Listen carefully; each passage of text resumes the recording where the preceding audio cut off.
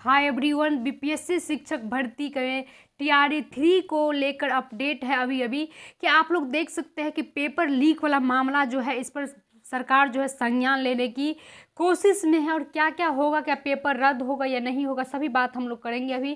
तो इस बात पर ध्यान रखेंगे, जो भी अभ्यर्थी गए थे एग्ज़ाम देने के लिए, जिसने पेपर लीक नहीं करवाया था उसका एग्ज़ाम बहुत बेटर गया था। ये बात में सच्चाई है कि उसने एग्ज़ाम देकर आया तो बहुत ही सारे खुश थे कि हमारा रिजल्ट जो इस बार पक्का है।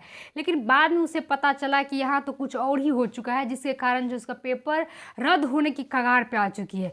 तो क्या स्टूडेंट का उस मनोबल को क्या होगा, इस पर मेरी सबसे पहला विनती जो है सरकार से कि आप इस पर संज्ञान लीजिए। क्योंकि अगर आप ऐसा नहीं करते हैं तो ऐसे ही आते दिन जो है हमारा जो है राजनीतिक, हमारा जो है स्टूडेंट का ज़िंदगी, हमारा जो है मतलब कह सकते देश, हमारा जो है राज, सब बर्बाद हो जाएगा।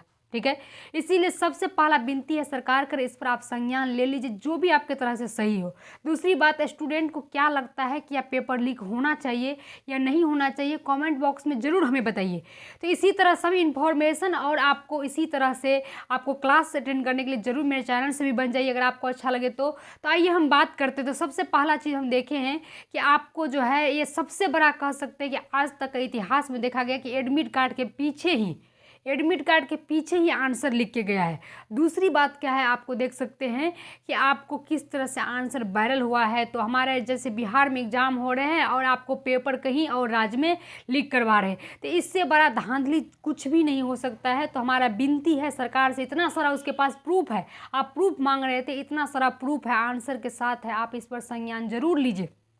ठीक है, इसी के साथ आप देख सकते हैं दूसरी बात है कि जो है जितना भी पेपर जो है लीक होने पर किसी न किसी के पास गया ही, मानते हैं कि आपको 50% स्टूडेंट के पास ही गया है, तो रिजल्ट भी तो 50% स्टूडेंट का ही होता है। तो कट ऑफ आगे जाना लाजमी है, इसीलिए इस पेपर को रद्द करने में ही भलाई है, ताकि जो पढ़े हुए स्टूडेंट है उसको जो है एकदम कह सकते लाभ हो इन चीज़ को, और आगे से ऐसा ना हो।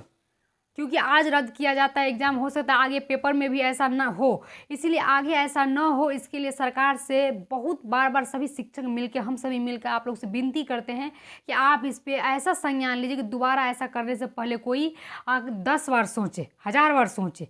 इसीलिए आपसे बहुत बहुत अनुरोध है कि आप इस पर संज्ञान लीजिए। ठीक है, बाद बाकी पेपर लीक होने का अधिकतर 90% चांस है, क्योंकि अब इससे बड़ा प्रूफ सरकार के पास कुछ नहीं होगा, चाहे जितना परसेंट ही स्टूडेंट हो, लेकिन उसने करवाया है, तो इसीलिए पेपर रद्द होने का ज़्यादा चांस है।